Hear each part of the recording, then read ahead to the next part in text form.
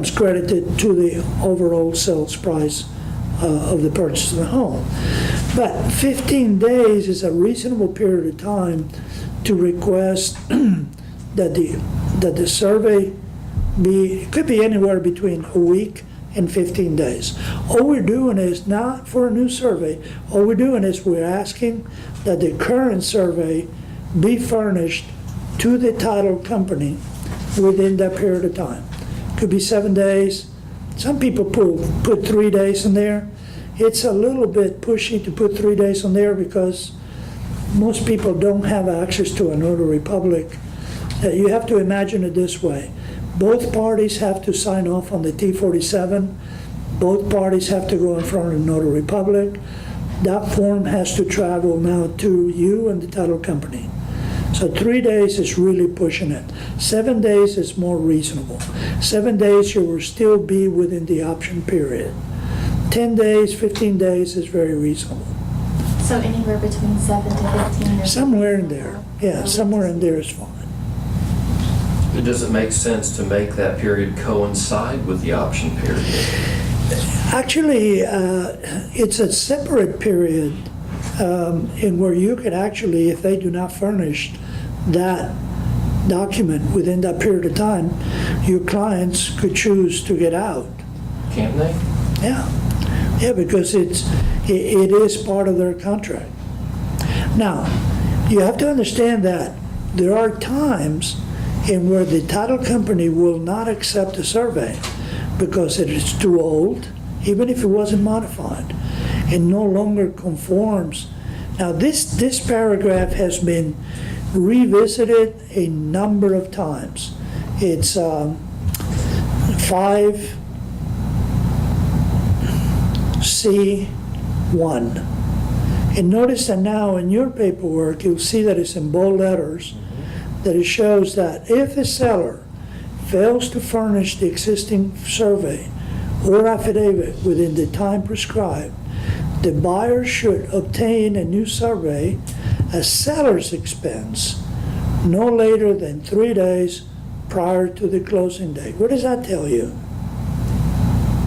It means if the seller doesn't provide the survey, then he's going to pay for a new one.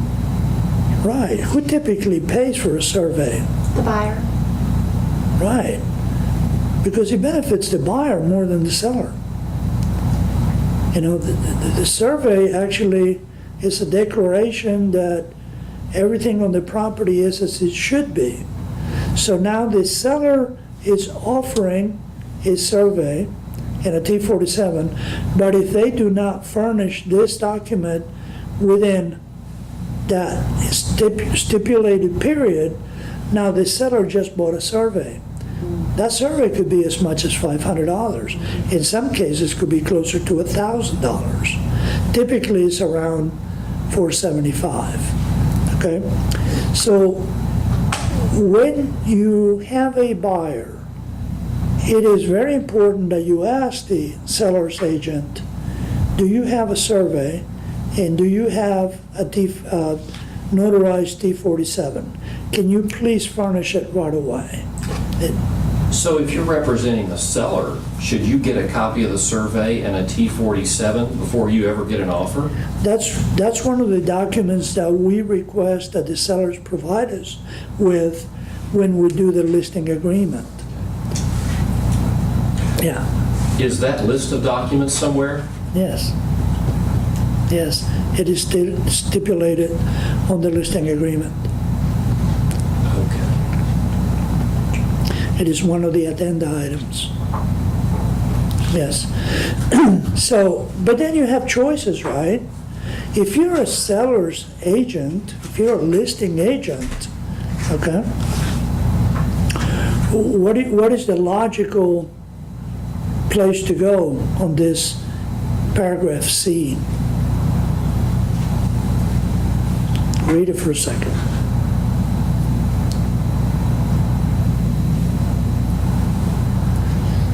Which one makes more financial sense for the seller?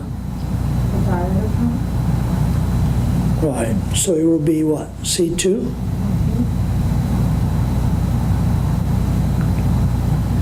So it all depends where you are. If you want to give the seller peace of mind when you make the offer, if you know that there is no survey, jump on C2, because you're going to let the seller know right away that the buyer is going to become responsible for the survey. In many cases, we as buyer's agents recommend that it's in the buyer's best interest to have their own survey. Okay? So we're not going to take somebody's word for the fact that the fence is located in the correct place. In the Woodlands, it's a little more predictable than in other areas. But there are places where you go out there to get a little bit in the boondocks in a rural area, and the fence could be off by as much as 10, 15 feet.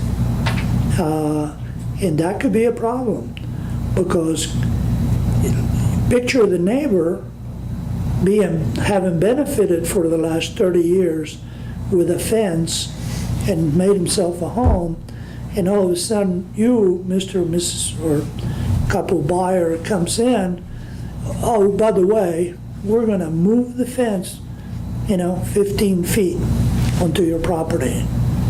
But wait, I got a survey. Yeah, but this is the way it's been 30 years. You're going to have a fight in your hands.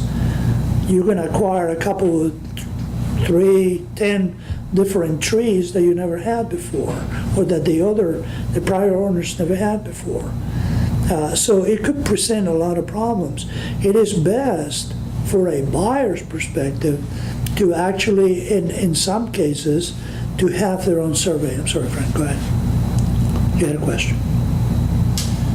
I may have lost it. Okay, I'm sorry. Yeah, that's okay. Okay. I have a question. So it seems like it would be beneficial, other than the expense, that would be beneficial on both sides, because the sellers would be happy that the buyers are paying for a new survey, and the buyers would be assured that they're getting what they think that they're getting because they're getting the survey. And that, in essence, is a very accurate explanation of what should be. My experience dealing mostly in the Woodlands is that ownership of property transfers so frequently, most of the times between 3 and 7 years, and there is a lot of consistency, and most of the surveys are fairly recent, within the last 20 years, that and very few changes occur structurally, because the Woodlands demand so much from homeowners to go through a process, that it is a favorable thing for a buyer to have a recent survey in a T47 documenting that no changes have been made to the property, because it expedites the process. It gives a visual to the buyer right away because it's readily available, and it saves them money. That is my experience in the area. But I can assure you, as you move out of the area, even into Houston, even in city lots, that things may be in disagreement. And sometimes when you move a fence by as little as 2 or 3 feet, it could cause a lot of problems. So in that case, it would be to the buyer's advantage to have their own. Now, the title company will have a class, or I don't know if it will be the title company, Frank, on surveys. It's not on our schedule. Okay. We don't have a survey. We have done them before, and they are very, very enlightening. It's an interesting class. Does anything change a survey, like if someone builds an outdoor kitchen, extends a patio? Yeah. Anything that you change Yeah. to the structure of the house? To the structure of the house. Even if they didn't extend the patio, even if they just added bricks and stuff and did an outdoor Yes. kitchen on an existing patio, Yes. that would change the survey? Yes. Okay. Yeah. Because a lot of that happens. I mean, people are An outdoor kitchen. Maybe not a jacuzzi, because sometimes jacuzzi is just sitting on existing on patios, but if you add concrete to any area Okay. on the lot, you So know, building an outdoor kitchen on an existing patio maybe wouldn't. right, Okay. yeah. Any interior changes, they have no problem. But obviously, if you put a swimming pool in place, completely changes the survey. Okay. Got my question? Yes, Okay, so as a listing agent, you obtain the survey, the T47. yes, Do you upload that to the MLS as part of the additional documents? correct, under the seller side, Yes. PDF. So as a buyer's agent then, you can go in and see if the survey and the T47 are available. And that's why it is in your best interest as a listing agent to have as much information as possible.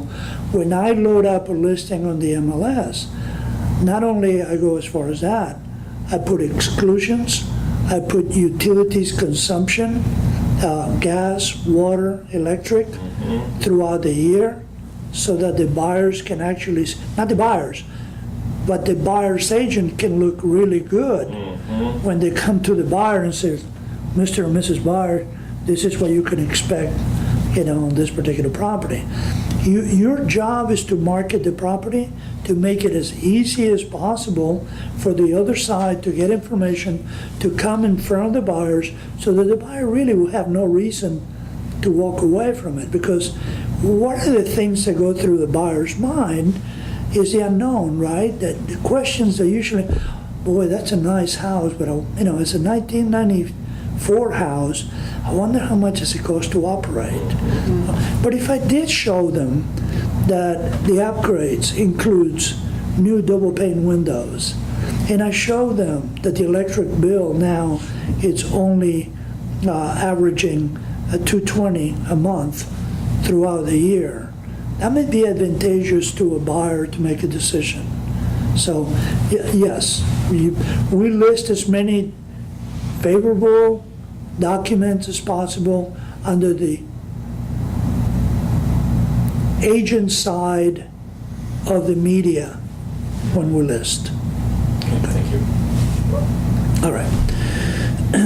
All right, so now we have an area there of objections, and where the buyers may object in writing to any defects, exemptions, or encumbrances to the title disclosed on the survey other than items, and so the items are listed above 6A, 1, and 7.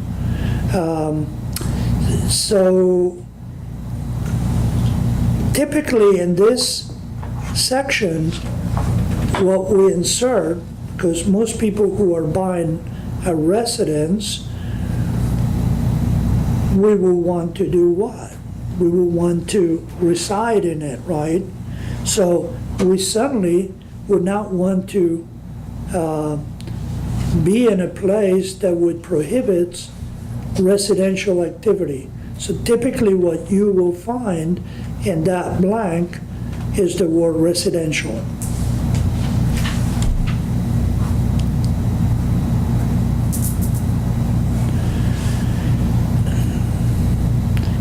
And on the buyer objects the earlier of the closing day, typically in this blank, put the number, it's somewhere between 7 and 10.